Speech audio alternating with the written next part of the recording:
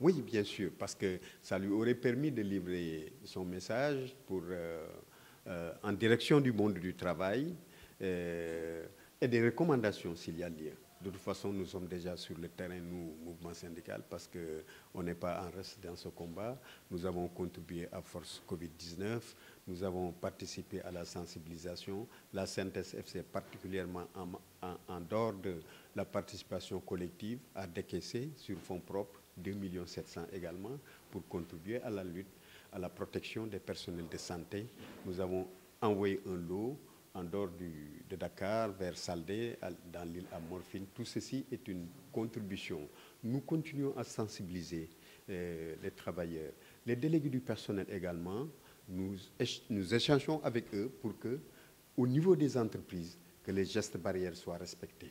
Nous discutons également avec les comités de femmes, de jeunes, pour leur dire qu'on n'a pas fermé les écoles pour donner des vacances. Il faut retenir les enfants chez eux. Il faut également respecter les gestes barrières, le lavage des mains, le port de masque, mais également la distance sociale qu'il faut respecter. Nous devons tous, face à une maladie, à une pandémie qui est agressive du point de vue de sa propagation et de sa contamination, et dont nous n'avons pour le moment aucun médicament efficace qui fait l'unanimité, la seule arme que nous détenons dans cette guerre, c'est justement la prévention, le respect de ces gestes barrières. Nous devons être rigoureux de ce point de vue-là.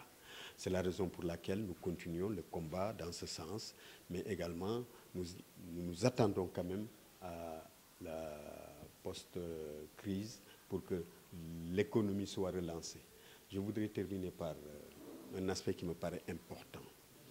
Les premiers enseignements à tirer dans cette crise. Cette crise a mis en exergue la valeur du travail et la nécessité de solidarité qui doit gouverner le monde. Voilà des valeurs que nous devons intégrer dans notre vivre en commun. Aujourd'hui, on se rend compte qu'aucune nation n'est suffisamment forte, n'est économiquement puissante pour se passer de la solidarité. Aucune nation n'est économiquement faible pour être dispensée ou pour ne pas mériter la solidarité. Ça, c'est la leçon. Quand on voit l'Union soviétique charger des avions cargo pour secourir les États-Unis, quand on voit que dans l'État de la Californie, comme pas mal d'autres États aux États-Unis, la Californie qui compte 500 000 sans domicile, qu'on regardait d'en haut, qu'on passait devant eux inaperçus, ils étaient marginalisés.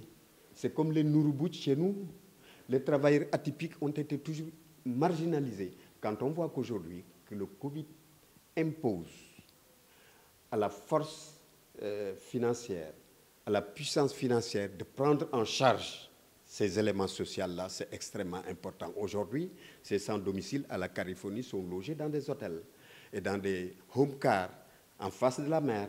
Ils ont une belle vue sur l'océan. Ils ont un personnel médical qui les suit. Donc, il faudrait, après Covid, qu'on tire toutes les leçons pour aller vers un nouveau contrat social. Le monde ne peut pas être gouverné sans la solidarité, sans la prise en compte de la donne sociale. C'est extrêmement important et c'est les premières leçons que nous avons tirées de cette pandémie. Il faut maintenant créer cette grande coalition entre les forces du progrès pour aller vers ce contrat social.